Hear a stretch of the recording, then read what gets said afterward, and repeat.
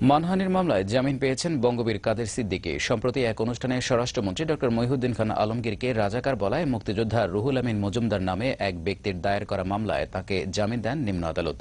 আইনজীবী নিয়োগ ছাড়াই সকালে মুখ্য মহানগর হাকিম আদালতে হাজির হলে জামিন আবেদন বিষয়ে মীমাংসা শেষে সাইফুর রহমান তার নিজ জিম্মায় এ রায় দেন।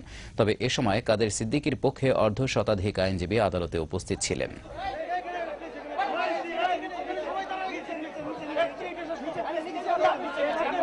আমি আইনের প্রতি, আদালতের প্রতি সম্মান দেখিয়ে কোর্টে এসেছিলাম।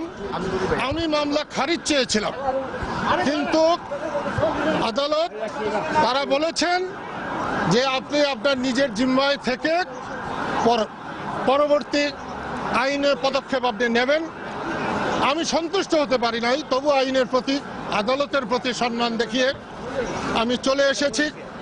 এই দেশে যদি বিএনপির সরকার জামাতের নেতাদের গাড়িতে পতাকা তুলে অন্যায় করে থাকে, তাহলে আওয়ামী লীগ সরকার পাকিস্তানি হানাদারদের গাড়িতে পতাকা তুলে তার চাইতে হাজার গুণ বেশি অন্যায় করেছে। এর বিচার হওয়া দরকার। আমি এর বিচার চাই এবং সেই বিচার চাইতে আমি এখানে এসেছিলাম।